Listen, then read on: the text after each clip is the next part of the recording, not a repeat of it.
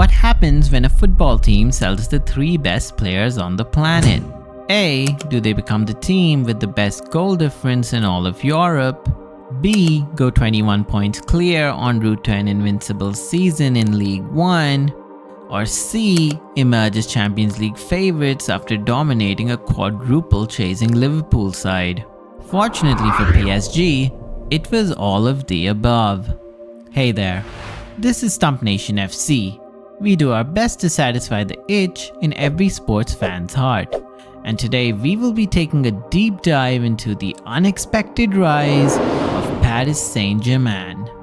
In recent times, PSG have been associated with humiliating UCL exits, disrespectful players, and mind-boggling numbers in the transfer market. But today, things have changed. The transition from a club led by established superstars to a team built on a strong foundation powered by the hunger of youth, PSG have completely transformed.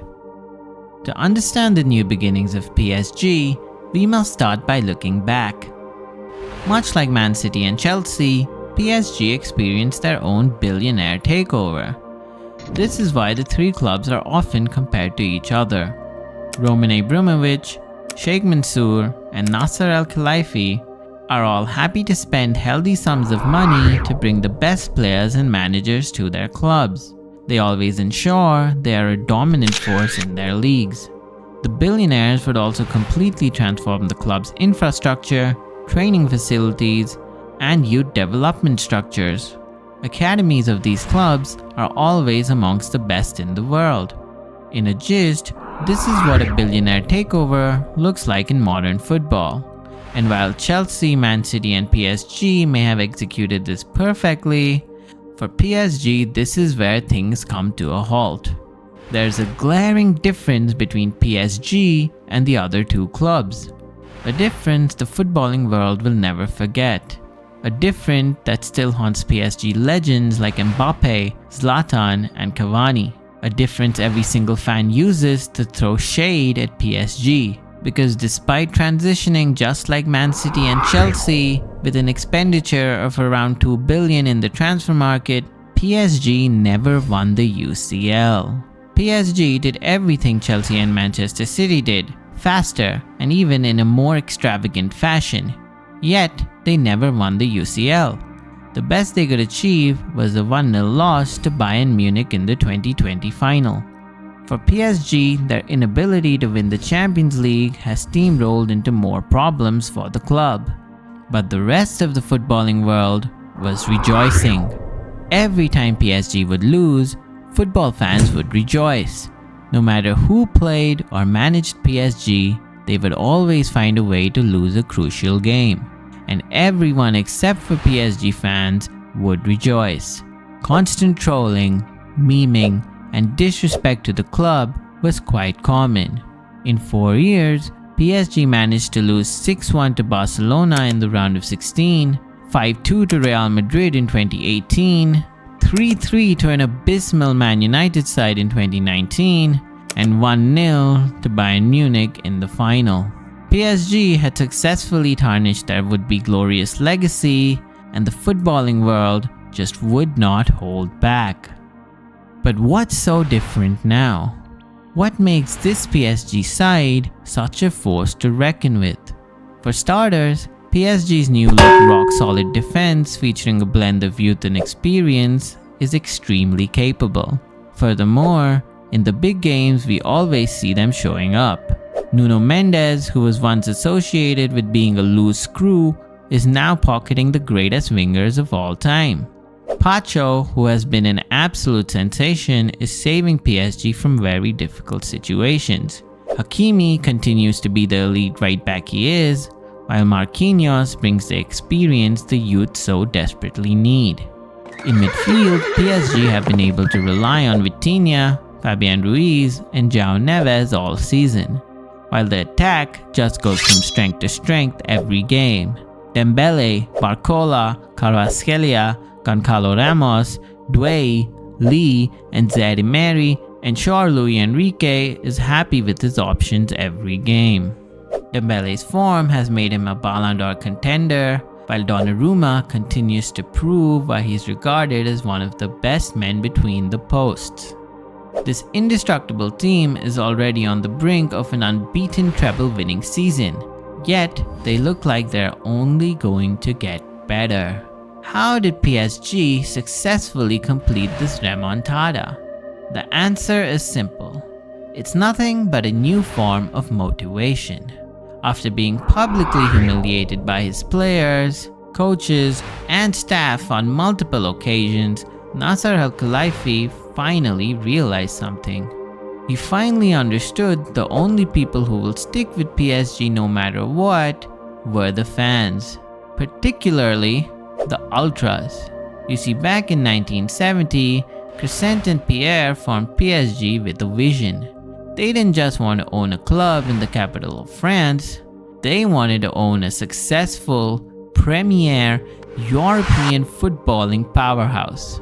To achieve this dream, the two businessmen approached the chairman of Real Madrid, Mr. Santiago Bernabeu himself.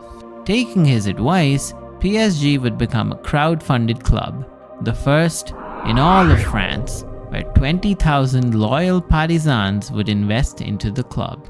Today, these loyalists are best represented through the Ultras, and to this day, they are one of the largest, loudest, and most passionate fans in the world.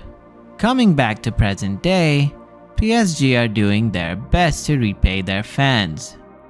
And there's only one way they can actually do that. A term that we bring up on this channel quite a lot of times. It's quite evident, especially after seeing PSG's decision since the last year. No longer are they experimenting with managers who never won a league title. They picked a treble-winning, attacking, and proven manager in Luis Enrique, who knows everything about managing a talented squad.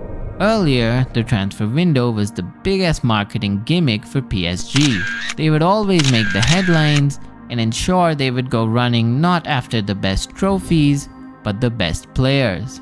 A 37-year-old David Beckham, a 30-year-old Zlatan Ibrahimovic, 35-year-old Sergio Ramos, who was on 27 million a year, and a 39-year-old Gigi Buffon are part of an endless spending spree that eventually reached 1.9 billion.